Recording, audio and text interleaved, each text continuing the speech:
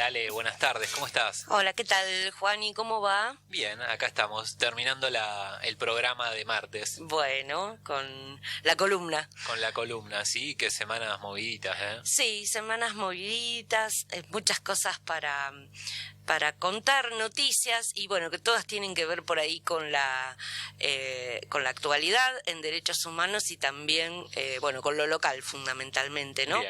Bien, Voy a empezar haciendo un poquito de efemérides, como siempre, Juani, dale. porque ayer se cumplieron 10 años de la primera sentencia que tuvimos en la ciudad de Bahía Blanca, la llamada causa Bayón, al quinto cuerpo de ejército, donde fueron condenados los primeros 17 genocidas en nuestra ciudad.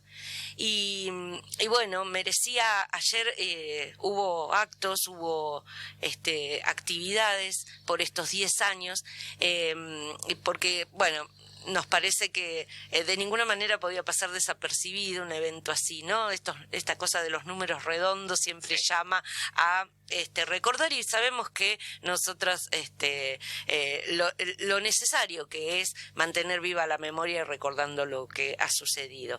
Ayer, como te decía, hubo actividades y por la mañana, junto con la Universidad Nacional del Sur, con la Subsecretaría de Derechos Humanos de la Universidad Nacional del Sur, nosotras desde Hijos y las chicas de la Red por el Derecho a la Identidad, inauguramos una muestra fotográfica, ¿no? Llevada adelante más que nada por la Subsecretaría, allí en Rondó 29, en el Centro Cultural Histórico de Rondó 29, que va a estar hasta el 26 de este mes, la muestra, que se divide en dos partes. Por un lado están una pequeña muestra de lo que es el gran acervo de fotografías que dejó el turco Salomón, Luis Ángel Salomón, nuestro fotógrafo por excelencia.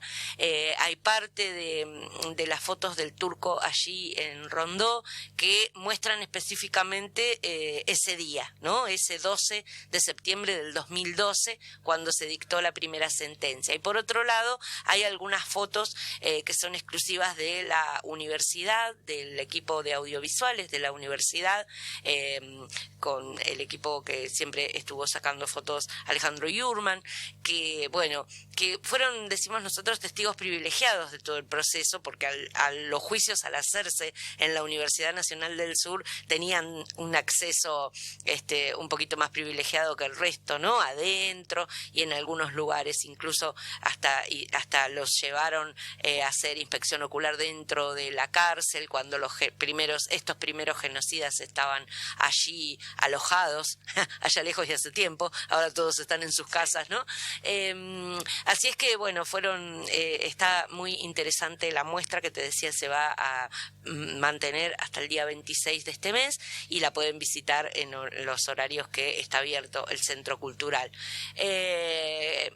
Por la tarde, ya ahora sí, de manera más militante, organizado por nosotras, con la Mesa por el Juicio y Castigo, por los organismos y la Mesa por el Juicio y Castigo, quisimos un poco homenajear a ese día de la manera en que nosotras nos gusta y hacemos siempre, que es en la calle, un poco visualizando lo que pasaba allí adentro de Colón 80, pero afuera. No queríamos circunscribirlo a un lugar cerrado donde solamente se enteraran los que iban y entraban a ese lugar, sino en la calle. Bueno, preparamos junto con la mesa y con gran ayuda de gente joven que sabe manejar los instrumentos correspondientes, preparamos un video muy muy interesante de 20 y tantos minutos, donde le pedimos testimonio, sobre todo a gente que había vivido ese día, ¿no?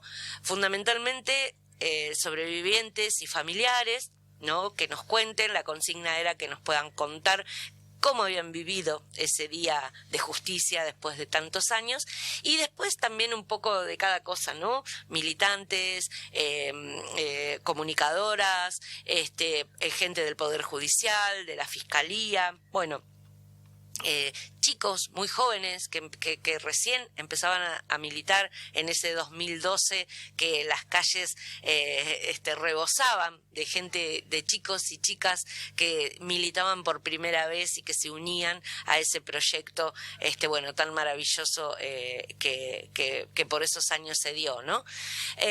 Así que bueno, quedó la verdad que muy, muy interesante. Ya lo vamos a estar difundiendo, todavía no está en las redes porque había que hacerle un par de correcciones, pero ni bien esté circulando lo vamos a subir para que todos los que no pudieron ir anoche lo puedan ver.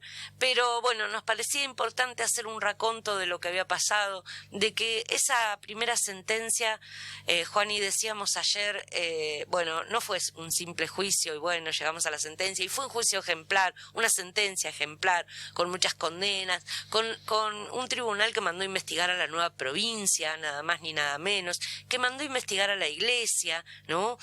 Para ver qué de todo lo que había surgido durante el juicio era real. Así es que, más allá de todo eso histórico que fue la sentencia, no queríamos dejar pasar que no se llegó allí de un día para el otro, que hay toda una lucha de muchísimos años, que hay muchísimos años de impunidad en el medio.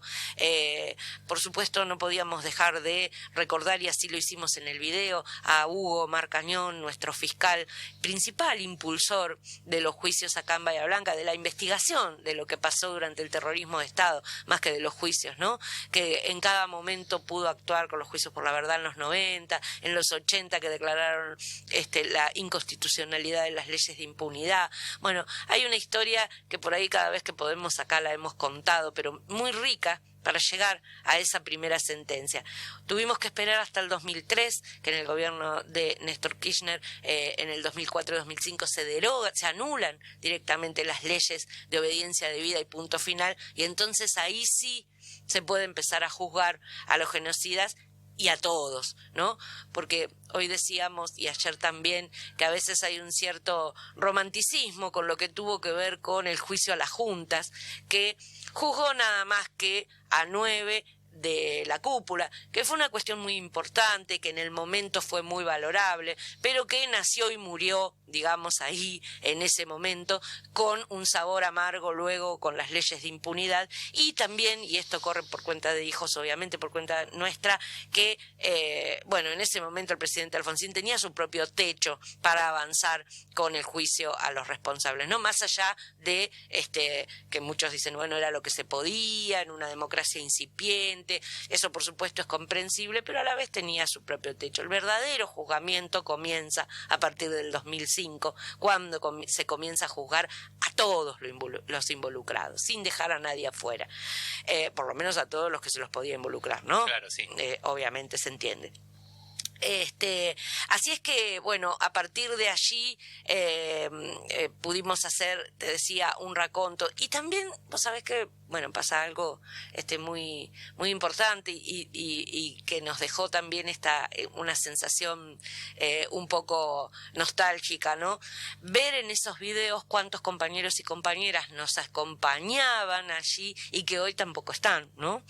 Hugo, el mismo Hugo, pudimos escuchar sus palabras cuando terminó el juicio, Eduardo Hidalgo, y bueno, y un montón de otros sobrevivientes que estaban ese día allí en el juicio y que a 10 años hoy, no nos acompañan. Pero que por suerte muchos de ellos pudieron ver lo que allí sucedió y las condenas, ¿no? Reparando un poquito, aunque más no sea, todo el trayecto y la lucha que ellos habían llevado, de quienes nos antecedieron. Bueno, la verdad es que ayer, después de hacer todo este raconto de lo que pasó y de cómo llegamos a ese momento y qué sé yo, no podíamos dejar de ninguna manera de enmarcar a los juicios en ese momento y ahora, contextualizando en este momento actual que nos toca vivir, ¿no? Decíamos ayer que las políticas de memoria, verdad y justicia justamente fueron un pilar del gobierno, primero de Néstor y después de Cristina, ¿no? Y no en vano, eso, bueno, por supuesto, el poder real nunca se lo perdonó al kirchnerismo, jamás. Cuando hace poquitos días la vicepresidenta dijo por las redes lo que no le dejaron decir públicamente, no hizo su descargo, lo que no le dejó decir el fiscal en la causa que le está llevando adelante, y ella lo hizo público, dijo, me piden 12 años, una por cada gobierno uno por cada año de mi gobierno, y lo primero que nombró fue uno por verdad, uno por memoria y uno por justicia. Y eso no es casual, no es casual porque fue el eje que atravesó el gobierno tanto de Néstor como de Cristina, y es el eje que el poder real nunca le va a perdonar. Cuando escarbamos un poquito atrás de quiénes son los que están fogoneando y tal, siempre está el poder real, ese poder real que no quiere ser juzgado, ese poder real que se benefició durante la dictadura, y ese poder real que la pata civil, si querés podemos decirle, que no hemos podido juzgar, porque obviamente ahí es donde sacaron todas sus armas para defenderse, ¿no? Cuando íbamos por los civiles, hasta las fuerzas, bueno, avanzábamos, cuando íbamos a ir por los civiles o cuando empezamos a investigar y a imputar, bueno, ahí cambió la concepción. Si lo sabremos acá en Bahía, ¿no? Mazot, ahí con una eterna cajoneada con falta de mérito, sí. No se sabe qué es lo que más quieren que investiguemos porque está todo. La Iglesia, acordémonos de Garlati, cuando la Fiscalía le pidió que intercediera para encontrar al cura Vara acusado por delitos de lesa humanidad, y ellos dijeron, no sabemos, no tenemos ni idea de dónde está, y resulta que cuando allanan la curia encuentran que todos los meses le pagaban el sueldo.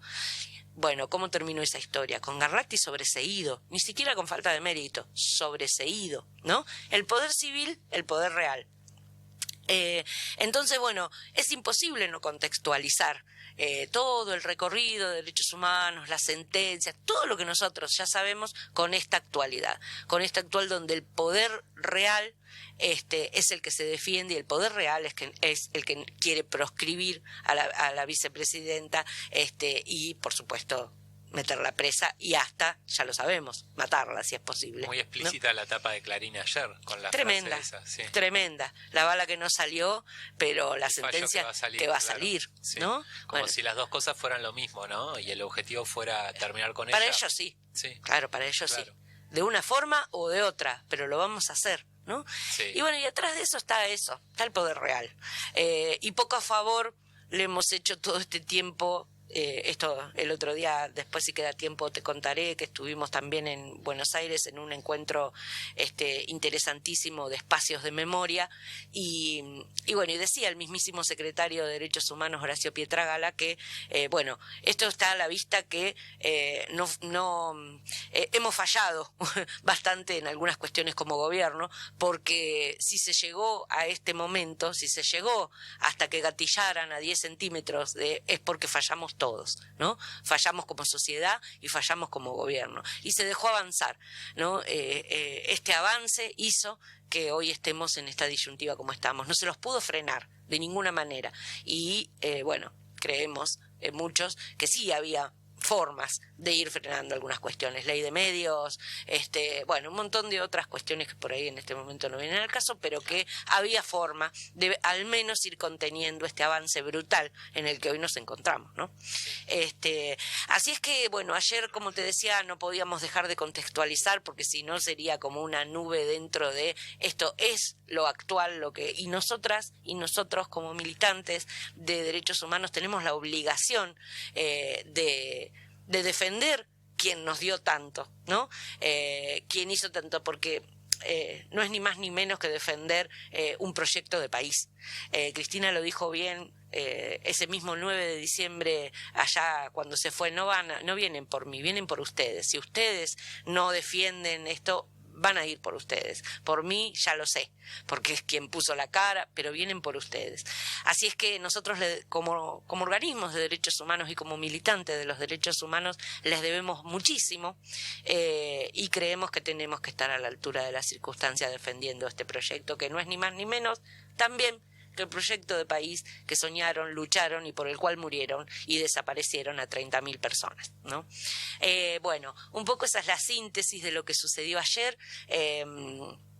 Nada, cuando esté el video lo vamos a pasar porque es muy emotivo, y hace un resumen magnífico de lo que fue eso y de lo que fue el recorrido hasta llegar a ese día.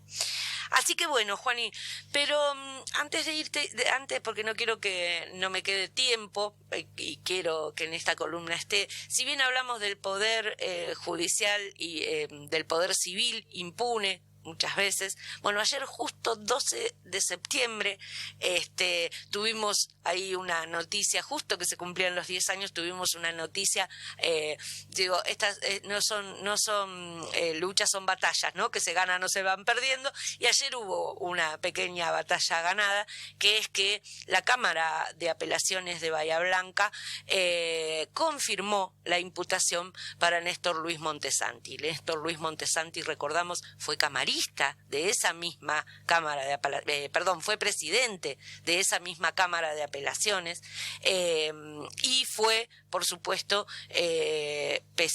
personal civil de inteligencia durante la dictadura, y bueno, la Cámara procesó su imputación nada más ni nada menos que por pertenecer a la patota de la AAA, por ser uno de los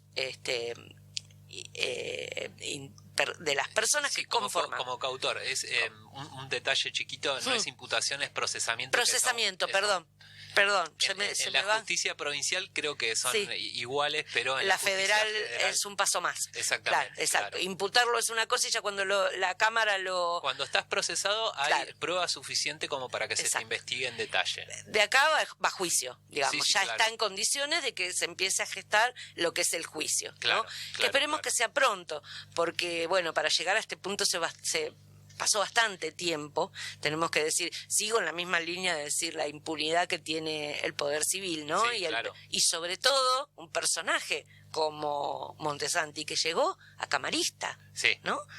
No es cualquier personaje dentro del poder judicial. Que tenía mucho poder político dentro de la universidad, donde sus pares docentes nadie le quería votar el juicio académico porque era camarista, y muchas veces pienso, ¿no? Quizá gente del departamento de Derecho, por ahí podía venir algún vuelto. Que es especialista él. Recordemos que cada uno que le hacía algo les hacía juicio por daños y perjuicios, por no sé qué moral. Bueno, de hecho a militantes, a Carucha Rodríguez le hicieron pagar dinero por un juicio que le hizo Montesanti. Él es especialista en hacerte juicio, entonces todo el mundo se cuidaba mucho, siempre, hasta de lo que decía o escribía, ¿no? Claro. Recuerdo cuántas veces estuvimos ahí en el consejo de la universidad, ¿no? Cuando se votaba el juicio político, que nunca lo votaron, el que lo aparten de los cargos porque estaba imputado, y nunca nadie puso el sello, ¿no? Recuerdo tantas veces, la última vez que nos fuimos enojados porque no lo firmaron y les dijimos, ¿qué van a hacer ustedes cuando este tipo sea procesado y sea imputado? ¿Qué cara van a poner? Bueno, me gustaría encontrarlos ahora todos que ha sido confirmado su procesamiento, a ver, porque ellos decían que no había nada como para imputarlo. Bueno, entre eso se jubiló con una jugosa jubilación que cobra, porque si se le iniciaba juicio político no iba a poder jubilarse de la universidad. Logró jubilarse con, bueno, debe ser millonaria la jubilación que cobra de todos lados. Así que, bueno, pero llegó el procesamiento. Esperemos que el juicio no tarde tanto como duró todo este proceso, que llegue rápido que llegue rápido el juicio a Montesanti, y bueno, y ahí veremos. Desde Hijos, te cuento, Juani, que somos querellantes, somos parte querellante de esta imputación y de este procesamiento, ¿sí? Nos llegó la notificación con nuestra abogada Mónica Fernández Abello, que bueno, que venimos por supuesto desde la AAA, que hemos sido únicas querellantes allí, bueno, también ahí. Y este procesamiento se desprende de la declaración de el hijo de Argibay, ¿verdad? Claro. No recuerdo el nombre ahora. Daniel Argibay, que declara en la causa AAA en 2020, 20 o 2021, Sí, 2020. 2020, sí. Y dice que era el abogado de Ponce. Exactamente. En el día de la toma de la UTN. Sí, y bueno, exacto, se enmarca todo en ese hecho, ¿no? En su participación dentro de lo que tiene que ver la toma de la UTN, que bueno, que está muy claro por ahí cuando uno lee la imputación, no fue una simple toma. Él en un momento dijo que no estaba, después dijo que estaba haciendo una tarea administrativa y después creo que dijo que justo le había tocado dar clase, o sea, es muy confuso. Lo que uno se da cuenta es que sí estaba, pero esa toma no fue cualquier toma, estuvo varias semanas tomada la UTN por la patota, no dejando entrar a los estudiantes y bueno, y golpeándolos a los que habían estado adentro, bueno, una toma bien a ese estilo de esos momentos. Bueno, esperemos que no tarde el juicio, como te decía, y que podamos todos y todas ver y escuchar la condena a este sujeto. Bueno, nos quedamos sin tiempo. Te dejo para otro día que estuvimos, nada más te dejo el título, que estuvimos en Buenos Aires, la Red por la Identidad y Hijos en uno, nos invitaron por primera vez, esto se hace siempre, son los encuentros federales de sitios y espacios de memoria en la ex-ESMA, que como estaríamos próximas a tener nuestro propio espacio en Bahía Blanca, por primera vez nos invitan a participar de estos debates que fueron muy ricos, nos vinimos con mucha información, con muchos contactos y con muchas ganas y energía para lo que se venga. Felicitaciones. Bueno, muchas gracias. Bueno, y hasta acá llegamos con la columna de Alejandra Santucho.